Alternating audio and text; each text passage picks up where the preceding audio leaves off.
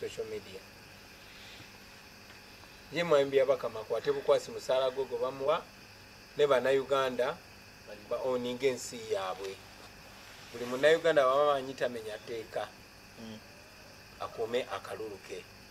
tebavaawo bumala okulonda media in a safe distance olabe buli kigenda maaso bwoba osobola obirikodinge n'abo abagezaako okuba kibooko balikodinge buli kimu kiteeke ku record kibeere ku record. So muganda waffe omu abuuzizza babuuze ebibuuzo bingi naye omulala ayogedde ku reconciliation kiri very important okubeera n'akakiiko okutabagana truth and reconciliation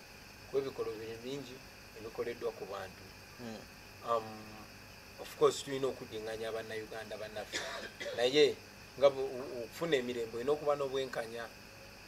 kubanga watali bwenkanya tewabeerawo mirembe, so tulina okubeera n'obwenkanya. Alright. Pade Bukenya ali mu mpigi yagambye honorable asina kibuzo kyonna kyemubuuza naye mugamba asaba abawagizi n'abakuuma ddembe bakuume emirembe ye wa ddembe ayagala kupreachinga peace. Benon Fred Namasiko agambye kwendimba linze era mbalabye atunyonyodde Rabadaba style mundabire nnyo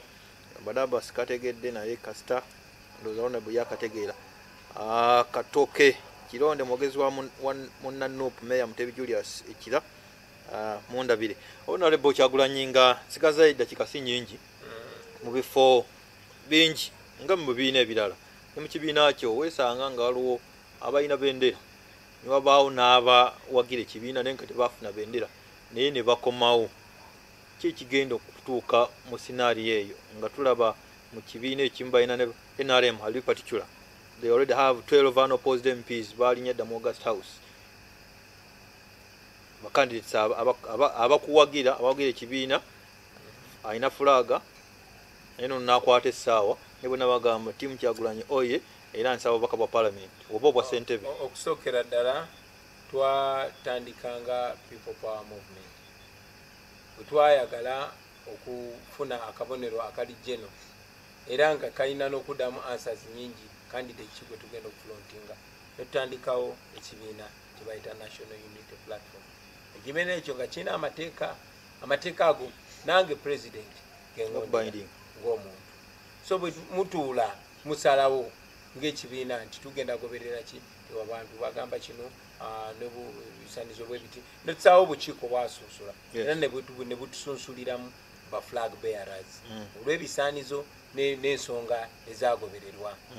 akakiiko ako nkawanya ekitiibwa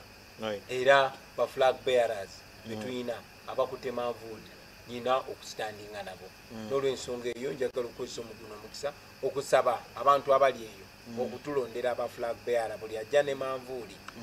ffe tuba tumuwanzeeko eddusu ng'ekibiina kya National Unity Platform. Of course olw'okulemesebwa gavumenti okutuuka mu bitundu ebimu n'okuforcinga abakandidate baffe abamu si buli wamu titwateekawo twasobola okufunawo candidate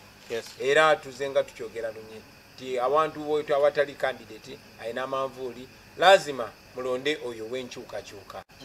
buli we tulina candidate bwalonde oyo alina manvuuli kubanga ali tried and tested ku side eyaffe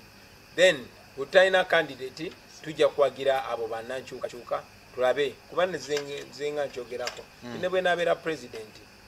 ojja kwesanga nga nze president alina abaminisita nga bava mu parties ez'enjawulo watwagutuukiriza mu unity and diversity. Yebale nnyo honorable Lutamaguzi Semakula akulamusizza agaye president yebale kutotola nsonga Kiyindi Godfrey MP2B na Kaseke Central honorable Lutamaguzi Semakula musajja wa DP naye naliyoko neŋŋamba abantu ono musajja sobola musubwa mu parliament n'omukoneramu. Yebale nnyo Owekitiibwa Howard Paul mubaka wa Busoga South Addaka akwagaliza omwaka omupya honorable bwagambye Kiyingi Godfrey na Kaseke Central Kyazi Rubinga alina muŋoona mwami Busoga tubulize ku Mr. Kyagulanyi ku ssente z'abakozi NSSF tunagiganyirwamu tutya yensamba ali ku cafe kye property dealers Kajjansa awo ndabira bannakajjansa eyo sebo Oscar Kalungu vote protection and collection of DR forms is key on Jan 14th n'agamba tunakikola tutya vaawo mpita wa Alan Sebale Mukono obubaka bamusijja Busoma naye mbufunye Kivumbi Ernest Benjamin thanks for the show yabaza bwebaza mugera makanika wa Toyota naawe enkuma y'akalulu tunaamatiza ateeseteesa atya okulaba nga DR form zivaayo zonna mubaka ajjukire nti waliyo ne kafyu ono ye Kanara Moses Kansala kafyu nti waliyo kafyu kitegeeza ebitaatuuke mu budde tumanyi nti bateekateeka akakiiko k'ebyokulonda kino njagala bannayuganda bakimanyi kateekateeka okulwisaayo ebikozesebwa mu kulonda mu bitundu bya Kampala ebyawakiso okubirwisaayo bateekateeka okugjako